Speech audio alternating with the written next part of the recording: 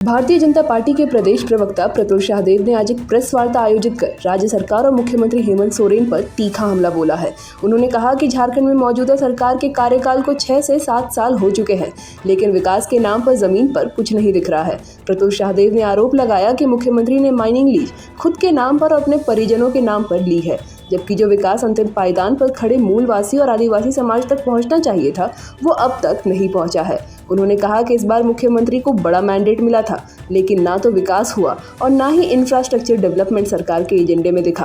प्रवक्ता ने यह भी बताया कि राज्य में कई संवैधानिक और प्रशासनिक पद लंबे समय से खाली पड़े हैं, जिससे विकास कार्य ठप पड़े हैं, खासकर उन विभागों में जहां 5 करोड़ से ऊपर की योजनाओं की स्वीकृति आवश्यक है, वहां अधिकारी तक नहीं है। देखिए, झारखंड सरकार 5.5 पौने 6 वर्ष का कार्यकाल लगातार पूरा करने जा रही है और पहले इन्होंने बहाना बनाया था कि कोविड का समय है, कुछ काम नहीं हो रहा। हालांकि मुख्यमंत्री जी के लिए गाड़ियां बदलती गई, मर्सिडीज से BMW से रेंज रोवर तक तो गाड़ियों का सफर तय करते रहे, उसमें विकास कार्य नहीं रुका। मुख्यमंत्री जी ने माइनिंग लीज खुद के नाम पे ले लिया, अपनी साली के नाम पर दे दिया, अपनी पत्नी के नाम पर भी लैंड लीज दे दिया। उसमें विकास कार्य कोरोना से कोई मतलब नहीं हुआ, लेकिन विकास जो अंतिम पायदान पर खड़े व्यक्ति के लिए होना था, यहाँ के आदिवासी मूलवासी के लिए, वो नहीं हुआ। इस बार मुख्यमंत्री जी बड़े मैंडेट के साथ आए, उनके मैंडेट को हम लोगों ने सहर्ष स्वीकार किया और कहा कि हर एक जो उनका सकारात्मक सहयोग होगा सरकार को, वो हम करेंगे। लेकिन इस सरकार का विकास के प्रति, विकास योजनाओं के प्रति क्या नजरिया है, अगले 5-7 मिनटों में आपको स्पष्ट हो जाएगा कि विकास और यहाँ का इंफ्रास्ट्रक्चर डेवलपमेंट इस सरकार के एजेंडा में ही नहीं है। देखिए, एक तो इस सरकार ने बहुत सारे संवैधानिक पदों को खाली करके रखा है। हमारे प्रतिपक्ष के नेता माननीय बाबूलाल मरांडी जी, प्रदेश अध्यक्ष जो भी हैं, उन्होंने भी कई बार ये चीज को बताया, लोकायुक्त, सूचना आयोग, मानवाधिकार आयोग, महिला आयोग कहीं नियुक्ति नहीं हुई। लेकिन बात सिर्फ संवैधानिक पदों पर नहीं रुकती है। विकास कार्य करने वाले जितने महत्वपूर्ण विभाग हैं, उसमें जो की पोस्ट होते हैं वो महीनों से रिक्त है, जिसके कारण कई 100 करोड़ टेंडर का निष्पादन नहीं हो पाया है। जो विकास योजना है वो आशा देख रहे, बाट देख रहे हैं कब उनका डिस्पोजल होगा, लेकिन इन की पोस्ट पे ये लोगों की नियुक्ति नहीं हुई है, जिसके कारण ये विकास नहीं हो पा रहा। अब मैं आपको बताता हूँ किन किन पदों पर नियुक्ति नहीं हुई है। अब आप बताएं, जल संसाधन, पथ निर्माण और ग्रामीण कार्य विकास विभाग, ग्रामीण कार्य विभाग की आपको हम रियलिटी चेक करते हैं। देखिए, बड़े टेंडरों पर रोक लगी हुई है क्योंकि महत्वपूर्ण पद खाली हैं।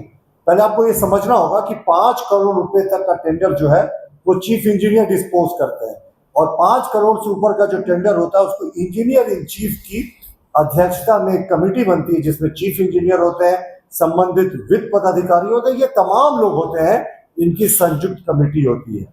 लेकिन अब आप देखिए, 5 करोड़ से ऊपर की योजनाओं का डिस्पोजल ही नहीं हो पा रहा। शुरुआत करते हैं पथ निर्माण विभाग से। यहां अभियंता प्रमुख का जो पद है वो लंबे समय से रिक्त है, जिसके कारण 5 करोड़ से ऊपर की कोई भी योजना को स्वीकृति नहीं मिल रही है। जब पथ निर्माण, एक तरफ national highway authorities of India हर एक दिन रिकॉर्ड संख्या में किलोमीटर में सड़कें बना रही है, लेकिन पथ निर्माण विभाग में अभियंता प्रमुख का पद लंबे समय से रिक्त है।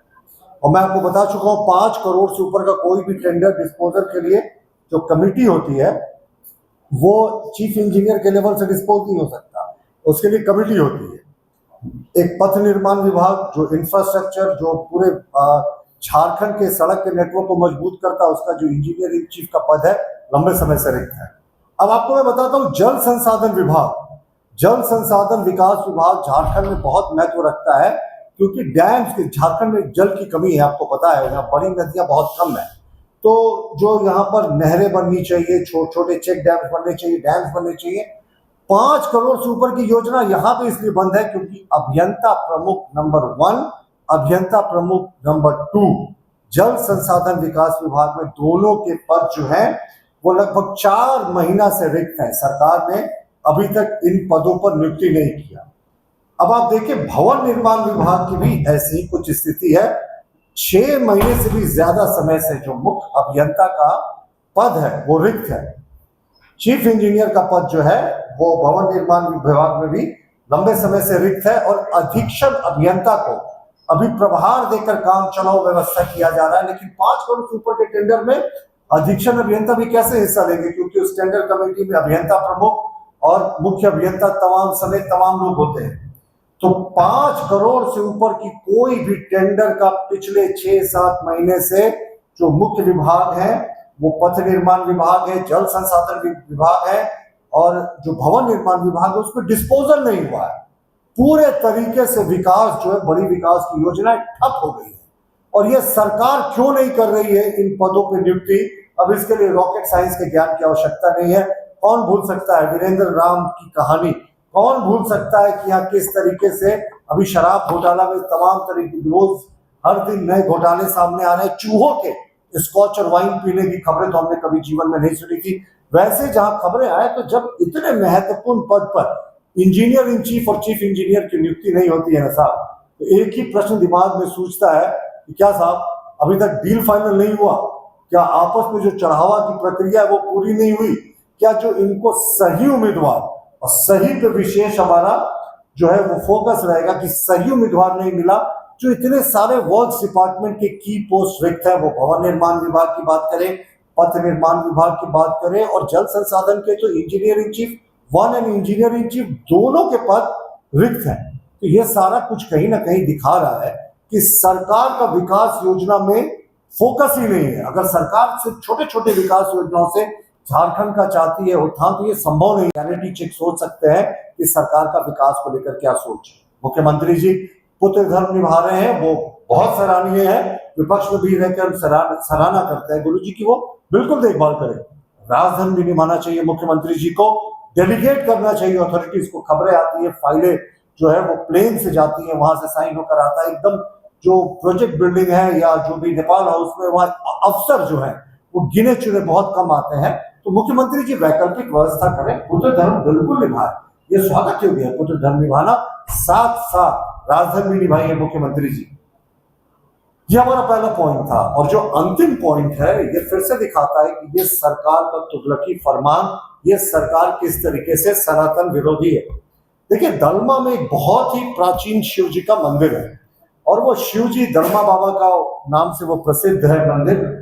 और उस मंदिर पे शिव भगवान, उस माफ कीजिएगा, उस पहाड़ पर शिव भगवान जी का बहुत प्राचीन मंदिर है, जहां उड़ीसा, बंगाल और झारखंड और बिहार के श्रद्धालु जल चढ़ाने आते हैं।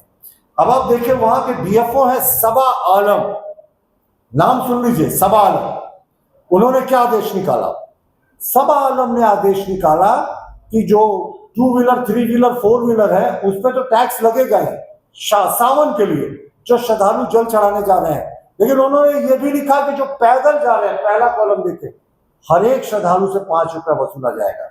तो आप सोच सकते हैं कि ये सरकार का तुगलकी फरमान, ये सरकार किस तरीके से तुष्टिकरण की नीति पर काम कर रही है। जाजिया टैक्स की याद दिलाते साहब इन्होंने। औरंगजेब के समय जो हिंदू श्रद्धालुओं पर लगता था, जो तीर्थ यात्रा करने जाते थे, अब साहब शिव जी पर कोई पैदल जल चढ़ाने जा रहा है, आप उससे भी पैसे वसूल रहे हैं।